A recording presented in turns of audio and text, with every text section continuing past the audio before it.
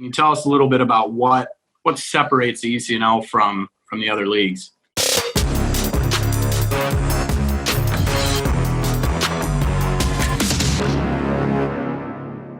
Welcome, everybody, to episode 15 of the Jimmy and Kyle Show. The ageless wonder, Jimmy McAllister, joins me again today. How's it going, Jimmy? Hey, I'm doing great. I got good news. I got a call from London yesterday, and a guy I played with many, many years ago said he watched all 14 Jimmy and Kyle shows. All right. And I asked him how he liked it, and I don't know how to take it, but he said it didn't have a whole lot of redeeming qualities. But he did say that the reason why he called me is that after show 14 that I needed a haircut. So I took his advice and got a haircut. Look at that. So all the way from London, I had to get a haircut. And I told him. Took 10 years off you. I told him, why would he watch 14 episodes if it didn't have any redeeming qualities? I said, come on. You'd probably quit after the first two. Yeah. He watched all on Netflix already. There's nothing else to watch. He's watched them. People are running out of things to do. So there you go. We're an international show. Did Pat get the same haircut? You guys are almost looking the same age. I don't know. Yeah. I'm looking younger since I got my haircut, So what do you do? Feeling pretty good. Well, joining us today is girls ECNL director and girls coaching director, Rich Reese. Rich, how's it going, man? It's good, man. It's good. Good to be back on. Looking forward to talking to the three girls. Yeah, today we're going to talk about a little bit of the history of the ECNL, especially on the girls' side. And we've got three players with us today. We've got former player Sophie Dresner, akin to the Dr. Dresner everybody's seen a few times on here now. Soph, how's it going? Going pretty well. Thank you for having me. Yeah, quarantine treating you all right? Yeah, it's been okay. All right, good. We've got Kayla Haggerty, O2 ECNL. Kayla, how are you? Doing great. All right. And Riley Carolan, girls 05 ECNL. Riley, how are you? I'm good. How are you? I'm very good, thank you. So first thing we're going to talk about, we're going to go through a little bit of the history of the ECNL as an organization. ECNL was formed in 2009. And I think most important thing to note is that it was formed by DOCs. It wasn't formed by some guys sitting in an office thinking about what's the best thing for everybody in this country that aren't tied into clubs. So you had guys that had boots on the ground that formed this idea for the Girls Academy because there wasn't anything for girls elite programming at the time. And they started with 40 clubs back then, mainly kind of East Coast and Texas and California. And then as of last year, they had grown to 94 clubs on the girls' side. And, Rich, I'll let you speak to this a little bit more, but I remember filling out the application for the ECNL, and it is an extensive one.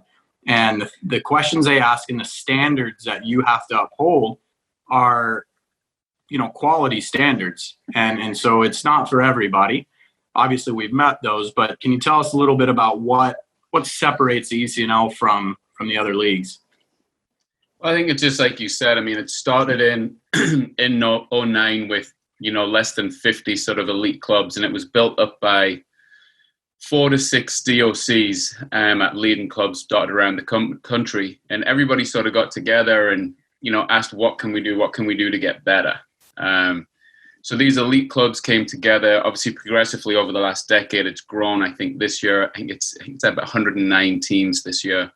But the biggest thing is that what's attracted everybody is also almost the core values of the league. It's the play on the fields at the highest level because it's very selective. It is elite. It's the 100 top clubs in the country now. And with that, the way they build their program is to try and make it a destination point for everybody. So it's not just scattered around within your region. There's, 2 to 5 clubs that the players will sort of elevate towards. But it's the stuff that they've done off the field with their coaching education to their scholarships for female coaches and for female players to progress through and sort of, heighten their profile and better themselves. And then, as I was going to ask the girls a little bit later, the environment that they set is phenomenal. I mean, even just our home games are very professionally run. But when you go to these showcases, these events, I mean, it is unlike anything else that you get in the youth landscape, I think, across the world. And I've been fortunate enough to travel to a lot of the bigger events around the world, and the platform at the ECNL is as good as it gets. Yeah, I think one thing that really stands out to me, having coached in the DA myself, is the organization is a little bit more club friendly, a little bit more flexible with things, where they're not so stringent. They're not making rules from 3,000 miles away telling you what to do when it doesn't fit your area. They give each region a little bit of flexibility and some say in what happens. Is that about right? I think that's the biggest bit. I mean, from the leadership side, you definitely have flexibility, but at the same time, once an agreement's made on how the league is running and what the standards are, it doesn't deviate much. But the nice thing is it's from club DOCs putting their heads together and talking to the ECNL leadership. It hasn't been directed from one head down. It's listened to many voices on what works across the country, calendar-wise, games-wise, even age-wise. And from there, it's progressed into what it is now. Yeah. And you talk about Kyle, these events. Yeah, go ahead, Jim. Kyle, I'd also say from an administrative point, they over communicate, which is fantastic. Sure. We're always involved in communications week to week. We have to fill out forms and keep other clubs accountable as to their field conditions, referees. Were they on time? Was the field right? Was the field good enough for the players? Right. So I think as far as the leagues I've been involved with in youth soccer, it is the most organized communicative league I've ever been involved with. And I don't, like I say, I don't know if you can ever over communicate, but they're always on top of things that are going on. Yeah.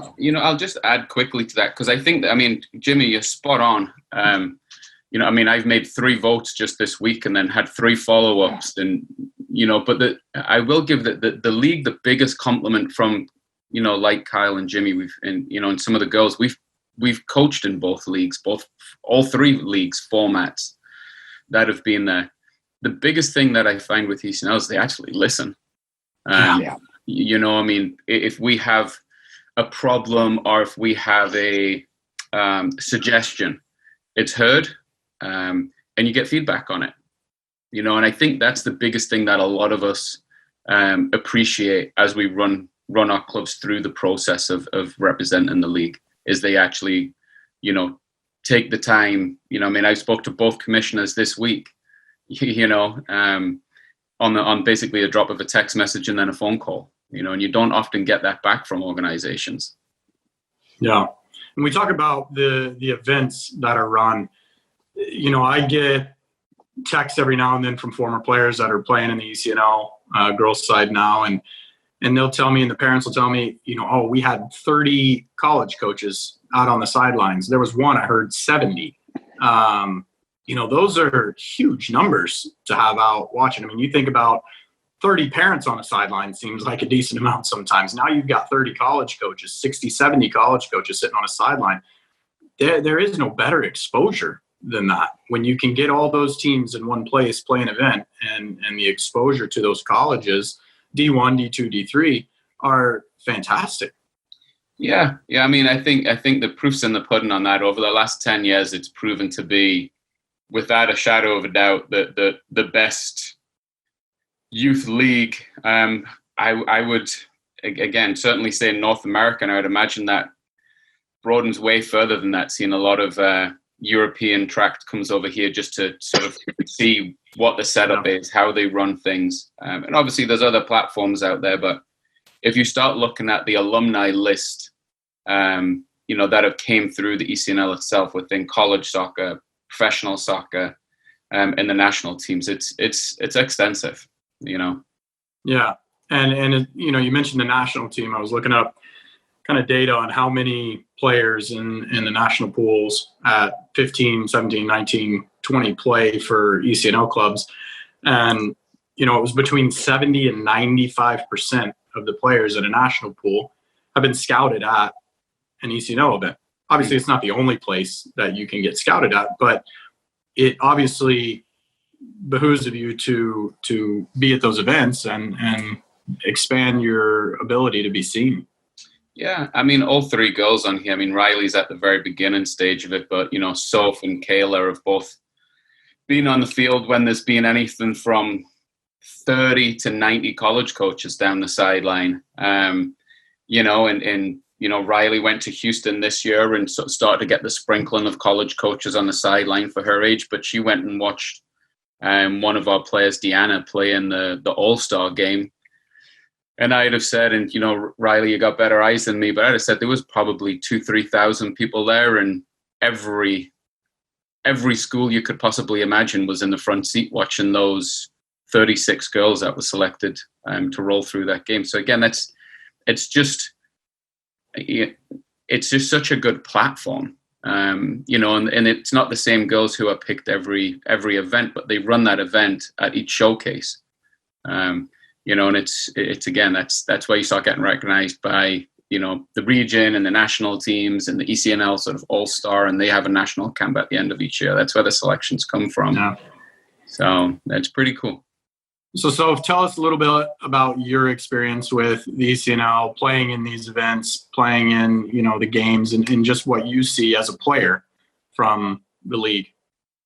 Well, so I was only on ECNL for 1 year before heading off to college, and it was a totally different experience. I'd previously played for Premier on Seattle United for many years, but ECNL was just totally different. I think off the field, we had, besides exposure to all these events, we also had access to all these different type of professionals that would deal with nutrition and strength and fitness and all these things that we didn't get at the Premier level and on in other years that I'd been a part of the club. And so that was super helpful, especially in preparing for college and everything, because beyond the high level of playing that we experienced on the field and that was demanded by Brooke and Rich as my coaches was really, really helpful. And that was a really great experience. I think, like Rich talked about, the core values and everything, I think that really, really showed in just the year that I played.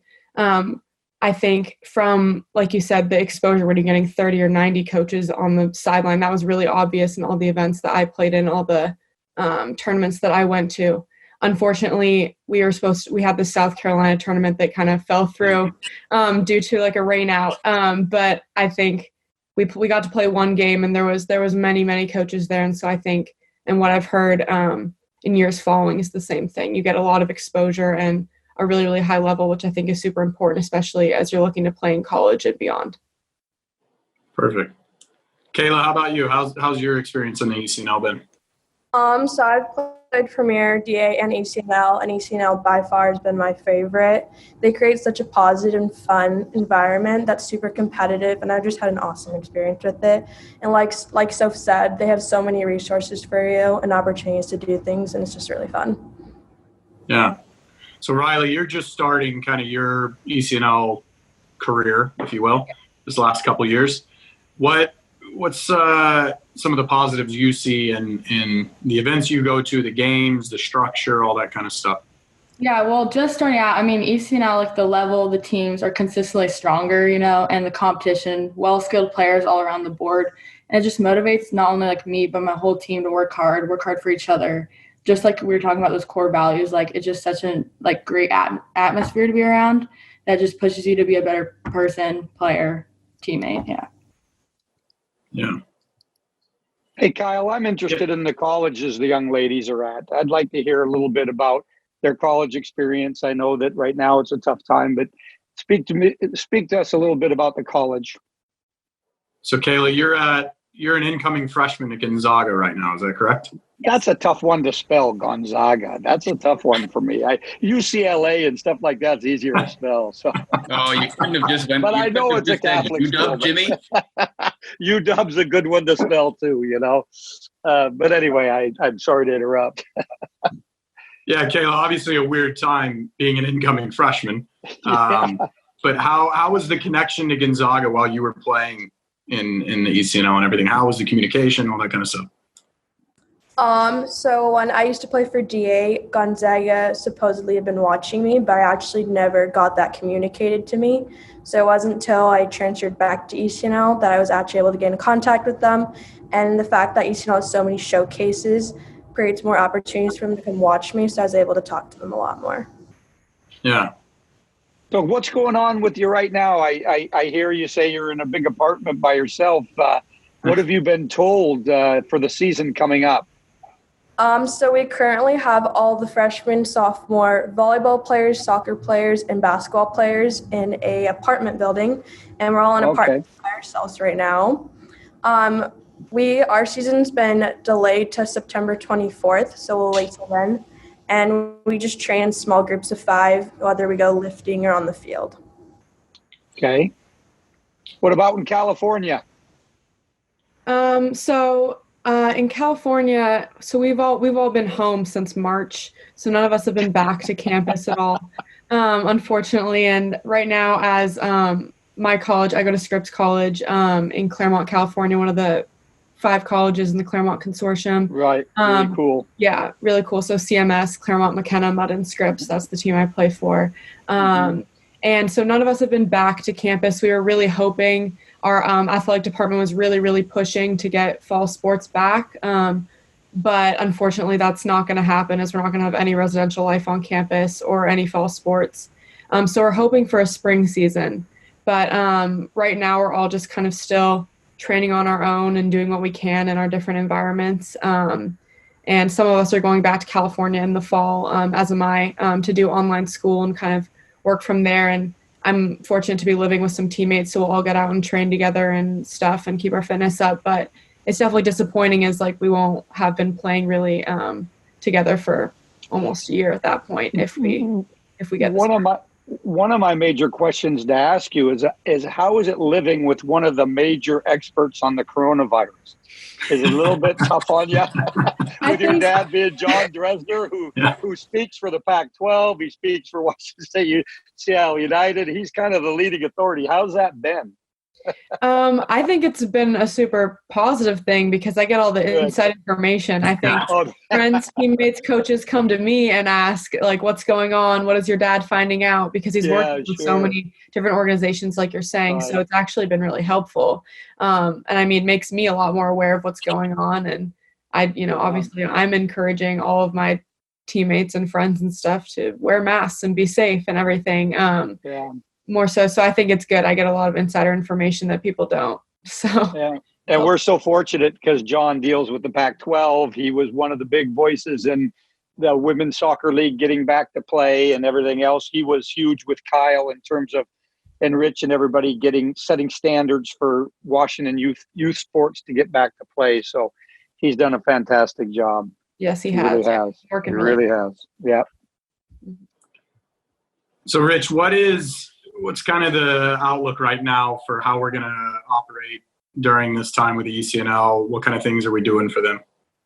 Yeah, I mean, training wise, we're the same as everybody else. We're back on the field 2-3 days a week in our small groups, the same as, every team within our club. So we're making the most of that.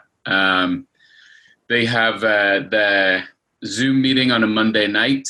Is a ECNL group, so there's a couple of different age groups come together, and we go over sort of the week ahead, and then we'll show some video of games and sort of a little bit of a tactical review to stay engaged for when we step on the field. We at least know what shape that we're trying to transmit these small group trainings to, and alongside all the other clubs, we've opened up the nutrition meetings in the fitness classes that are held weekly.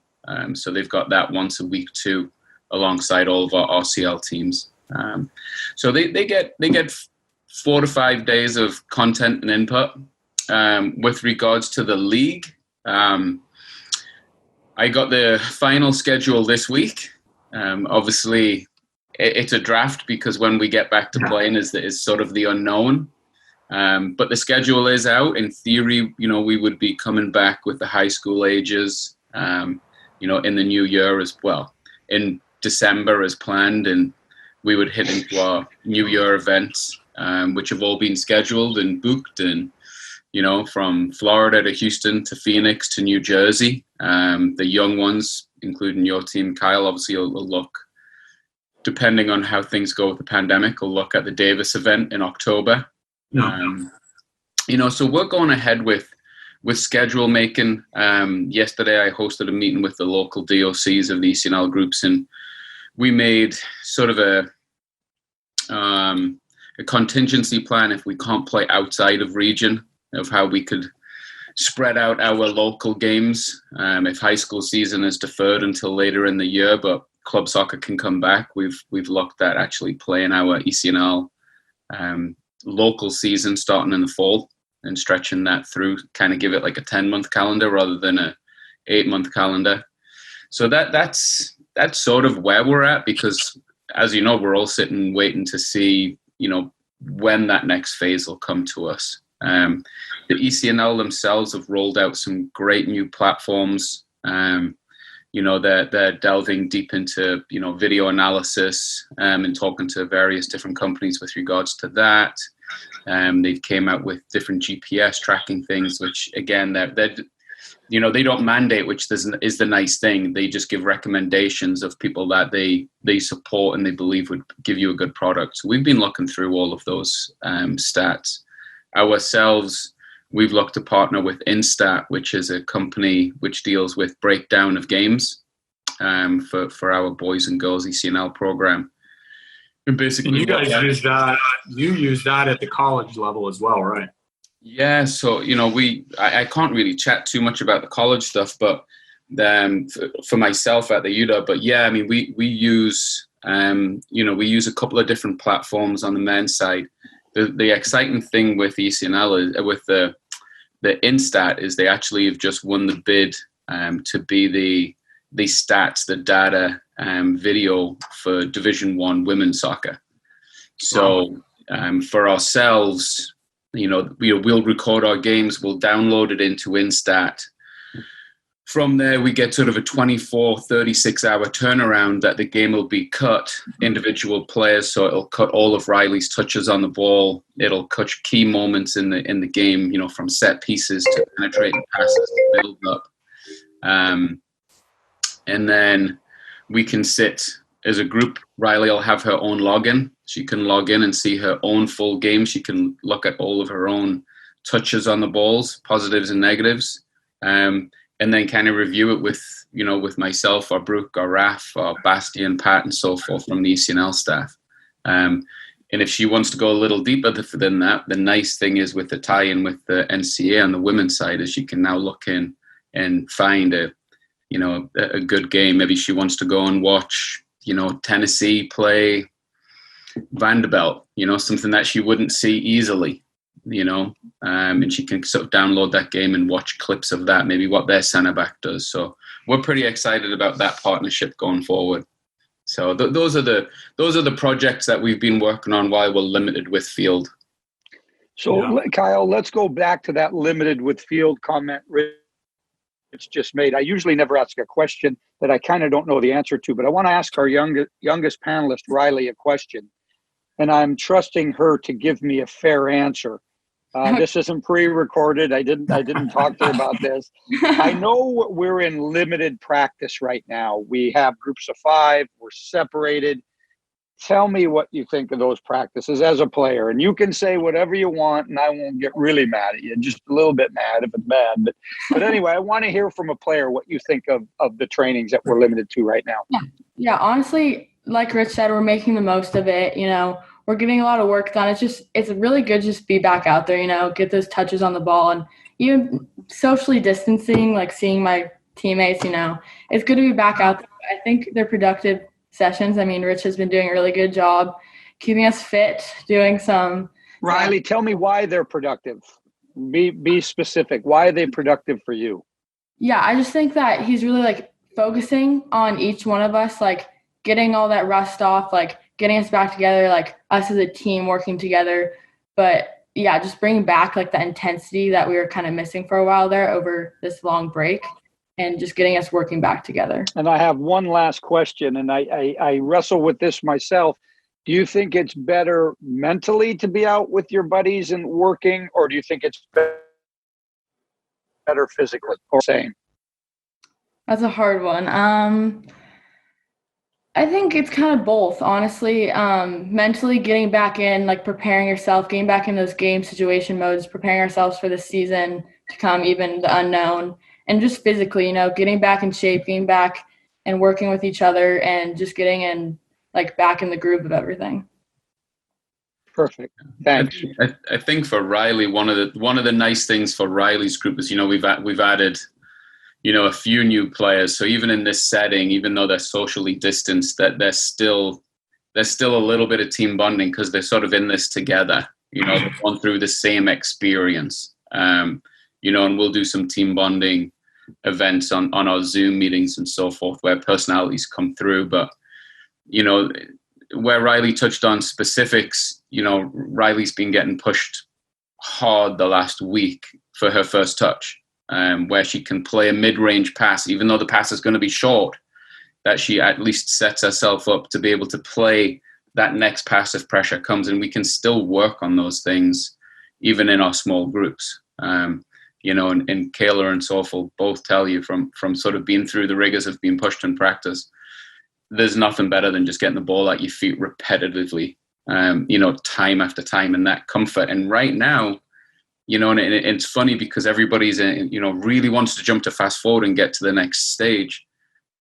I don't know over the next few weeks whether we'll actually change too much on Riley's team in particular, because the way we're going to play, and Kayla can attest to it because they're going to play how Kayla's team played last year in the same formation. It's very, very demanding technically and tactically to be able to play forward on a two-touch game, but to be able to play smart. And that's everything that we're working on sort of systematically as they go through their small groups right now. So for me, be great to play a game, but at the same time, as a coach, and as I check back with the players, I feel as if we're actually in a pretty good spot of where we need to be and what we're working on right now. Yeah, as a player, there's always that little gap between a coach, what I think I need to be doing and what my coach thinks I need to be doing.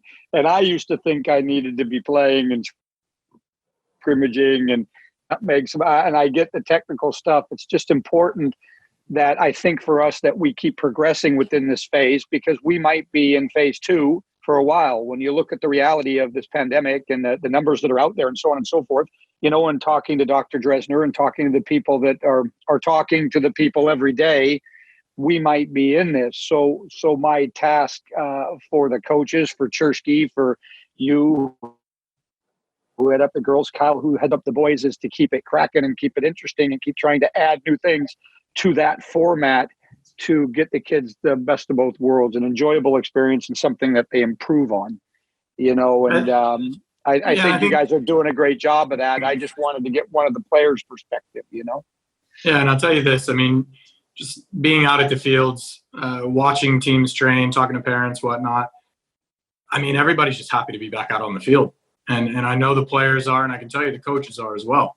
Like, I'm excited to be back out on the field. Even in this limited format, it's still better than the Zoom trainings we were doing all the time. And that stuff gets old pretty quick. But being on a field, being able to correct some things, being able to just see the team is, and I know for the kids, that's huge. Being able to see your teammates in live and in person it definitely helps that mental side of the game. And I got to say that you guys have done well. As you know, we've had field marshals at the fields.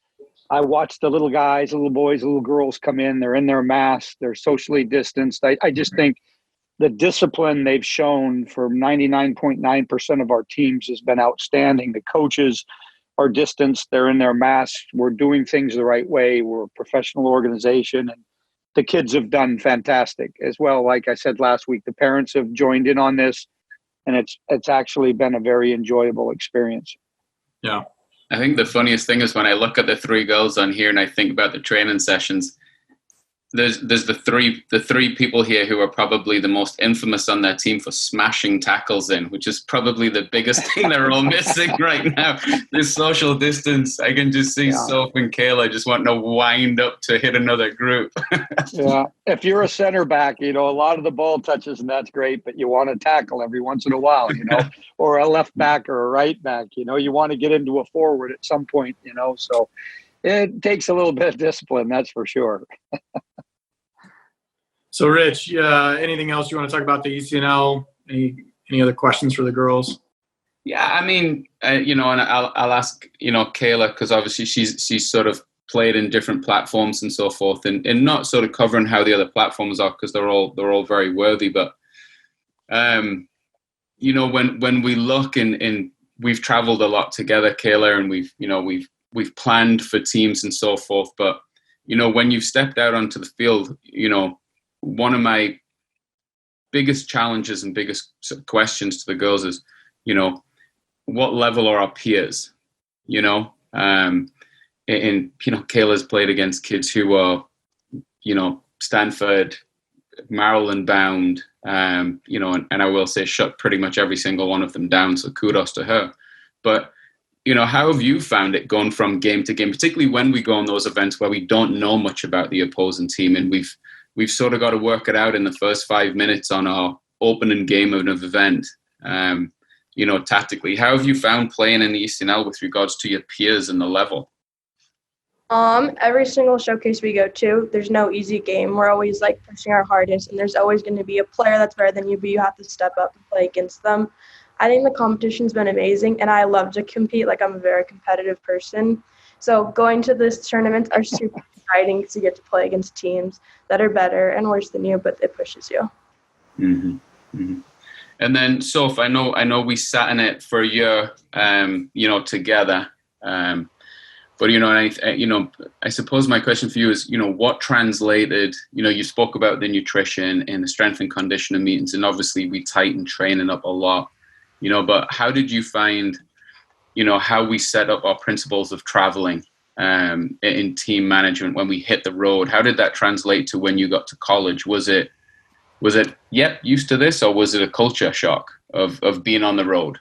No, I think I was pretty used to this. We're all in team gear, we're all professional, we're traveling through airports, we're traveling on buses. I think luckily in my conference in Southern California, we don't have any teams out of our conference or within our conference that we don't have to take a bus to. We're all within 3 hours of each other. Mm-hmm. So it's mostly just the afternoon bus travel and stuff. But I think being on ECNL and having all that experience and all that professionalism really, really translated pretty easily for me, because it just lined up really nicely, which was super, super awesome. How did you manage your schoolwork and your soccer work? And how did you time management all that as a freshman? I think that's one of the favorite questions to always ask. And I think it isn't that much different from high school. I think I've always pushed myself pretty hard academically, and that's taken me to where I am today at a very academically rigorous school, also playing a very competitive sport. But I think people are always really worried about the transition to college classes and then also in season in the fall. And I think it takes a little bit of getting used to because a lot of college classes or a lot of work you have to do for it is outside of your class time that you only meet 2 or 3 times a week, which I think is something different than regular high school where you go to school for 7 hours a day and get your work done there. But I think it's the same type of daily schedule where you get up, you do some work, you go to class, do some more work, go to practice in the evening, eat well, sleep well, get your work done. It's really nice. I play it for a D3 level, and the coaches are really understanding. Occasionally, if there's something that comes up with school that you have to be late to a practice for, or you have a lab that runs over time, so you're running super late to practice for some reason. But everyone's normally pretty flexible about that. But I found it a pretty easy transition. How many hours a day do you play? Soccer size-wise? Yeah, in season. Our practices were usually about 2 hours long, with about 15, 20 minutes at the beginning for tactical stuff, and maybe even before that 30 minutes of rolling out or whatever, and then 30 minutes after of again rolling out or training room or ice bath or whatever you need. During preseason, we do like 2-a-days usually. So usually like an hour and a half, 2 hours, like twice a day. So it's a major commitment. It's a major commitment. Yes, for sure. I think you really have to be up for it. I mean, I've seen already in my first year players come and go off my team, just depending on, what their agenda is at school. And I'm really fortunate and lucky that my team has a super, super friendly, inclusive environment, and we love and support every single one of our teammates that's on our team for a year or a season and then drops or whatever. They're always a part of our team. So I think it's been really, really fun. So I went straight to the pros out of high school, and I have 4 years of college eligibility left. Oh. And I would think one of the top things I would think about as a college that wouldn't make me take an ice bath. I really hate those. Jimmy, I know you're looking fit, but I don't know about the 2-a-days for you either, man. No, the 1/2 days. Yeah. What do we do on the Division I side? Is the training that similar, guys? Is that the same thing? 2 hours a day, 2.5? Sounds like she's looking at 3 hours by the time you do your tactical, your 2 hours on the park, your ice bath. That's just absolutely horrible if you've ever done one. But it seems Kayla, like D1 much more of a commitment.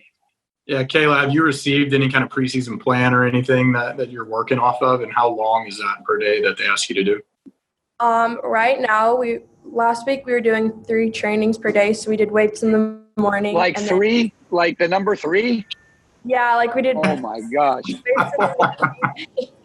do weights in the morning, and then we go train afterwards for another hour.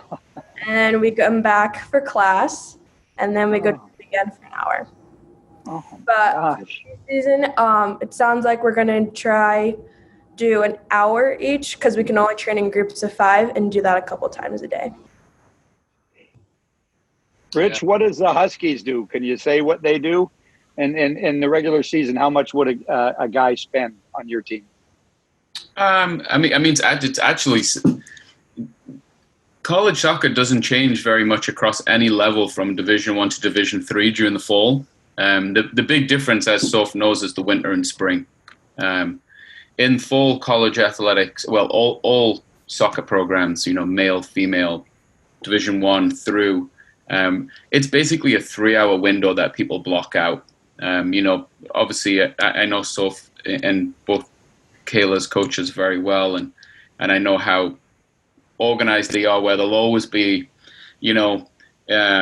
basically you meet an hour before training to go over what training is going to be, and what needs to be accomplished and how and what zones and what areas you're going to go to. And then they'll be given 30, 45 minutes to go and get treatment before they meet on the field. And then, I would say most training sessions actually probably only last probably about 75 minutes, but you'll hold a 2-hour window for that. Because you may add on set pieces or something at the end, depending on what stage of the season you're in. The big turnaround, that'll be different from Kayla's experience to Soph's experience, will be the duration in winter and spring. And again, I think that's where for anybody to go and play collegiate athletics, they have to be very committed to obviously their sport. But I think that's where you find a little offset of balance. Where Soph is very much an athlete student during the fall per se, to where in the winter and spring she'll be a little bit more of a student athlete because she'll have a smaller window of time of training, where Kayla's spring season will basically end up being from winter training where they're in 3 days a week for 45 minutes to adding on weights. That'll go on for 3 weeks, and then they'll have like a 6-week spring season where Soph, correct me if I'm wrong, but you're probably in a month of that, sort of 10 weeks. Yours comes in a little bit shorter, just as intense, but just a little bit shorter. Yeah, we missed out on our spring season. Oh, of course you did. Of course. Yes. So, but throughout the winter, for the first, when our season's over, late November, usually December and January is obviously break, and we're kind of home and doing whatever we need to heal up and still keep our fitness high. But it's kind of on your own. And then when we get back to school, we play a lot of pickup together because our only team training, so to speak, or lifts 2 to 3 days a week. So we do those that are about like 75 minutes together, like Tuesday, Thursday, Saturday. And then usually the other couple days of the week we'll play pickup with whoever can at night after class and after dinner and stuff. So it's still actually like, it's more of a commitment than I was not expecting, but I was like, okay, so I can still see my teammates like 5-6 days a week, which is really great. But then we have about a 5 to 6 week window of spring season in like March and April, where we're training like 5 days a week, like 3 days of soccer, 2 days of lift. And I think we missed that this year. So yeah, and I think that's something that recruiting people like yourself, that Jen's done a good job with. She's got people there who will be self-motivated for the spring to play those pickup games, to keep improving. Yeah, for sure. Again, people who care, right? Mm-hmm. So I know the people who show up are the people that really care. I think that showed a lot throughout the winter for sure, because that's where the separation really happens between those people who are super committed to their sport and those that kind of slack off a little bit. Yeah. Riley, quick question for you, because you're sitting on here with one college player and one incoming, even though, I mean, you're already a Zag, Kayla, because you are there, but incoming to your freshman season. We've hosted a lot of college nights for you guys so far and had different, from current college players to former college players who have now moved on and, are in their late 20s, early 30s and so forth. How have those sessions been for you, information-wise? Yeah, I was actually just talking about that today with my parents. I mean, I think that the most recent meeting we had those players, and a lot of them were all different, but they all were driven, had the same like love for soccer. And it was just so like informational, because there's so many different sides and different players and different experiences that they're sharing with us, where it kind of gave me a sense of like, and like the biggest thing I took away is like, you don't always have to go D1. Like there's so many more options for you. And I think that's the biggest thing I took away from that meeting.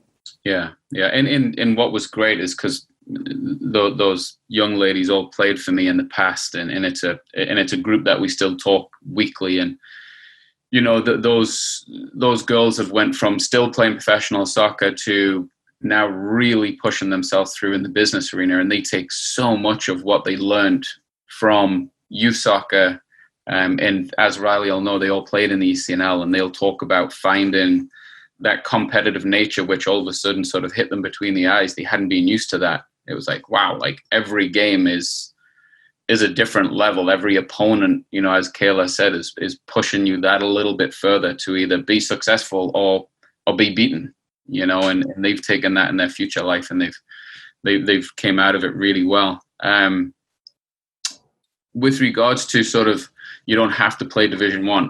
I mean, that's my biggest thing. And as I told Soph and as I told Kayla, the right time is the right time. And I think with as much of elitism that there is in every sport, one of the big worries that come is that, you haven't done it at the same time as somebody else. Soph's teammates, Kayla's teammates, peers had committed before them.